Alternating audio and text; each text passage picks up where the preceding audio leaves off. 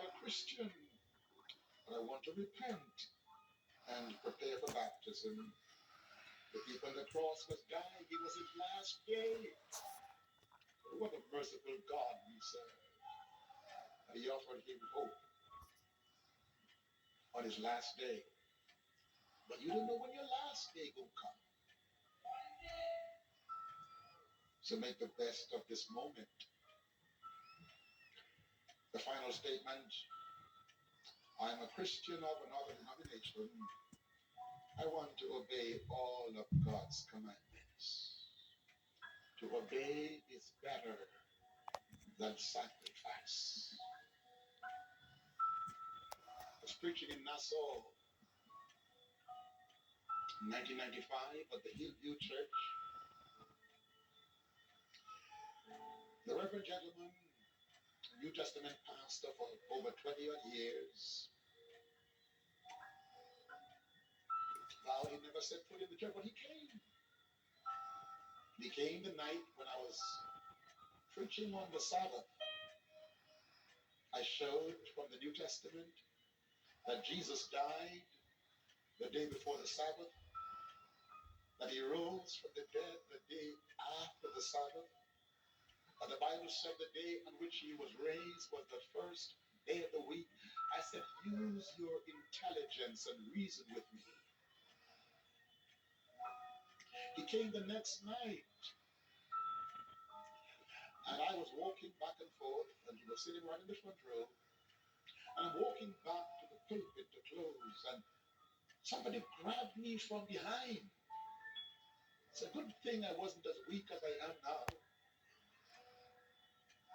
And he cried like a baby. 27 years as a pastor, teaching and preaching and baptizing folk on Sunday.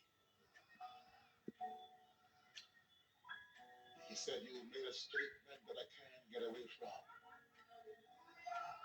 If you have an honest heart and an open Bible and a clear conscience, you will do what God said.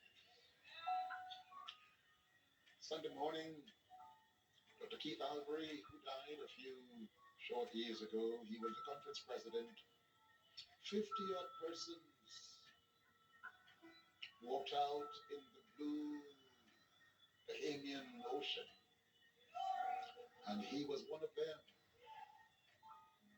27 years was the pastor of the New Testament Church of God.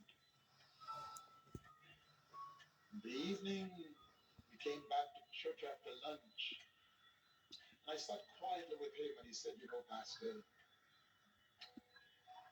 I didn't know I'd set foot in this church. And since let's reason how we're going to deal with the rest of your journey, I said, you could come to NCU, and you've been so many years as a pastor, there's not much, the prophecy you would have to learn, the commandments. He said, no, he said, I know the commandments, Pastor. Let me tell you something. There are those of us who've been struggling with it silently. But here's what I must tell you. I didn't see him the Sunday night. So I called him. I called his wife. When I didn't get him, she said, Pastor, he's here. He'll call you later. And he came to see me. And this is his story. Listen to me carefully. He said, I have preached for the Baptists. I have preached for the Anglicans. And for all these years, I've lectured for them. We've been good friends. And since my baptism, I have been told bad words by my holy colleagues, asking me if I have lost my adjectival mind. And he said, if I had any doubt that I did the right thing, their attitude towards me convinced me. He said, thank you for being unapologetic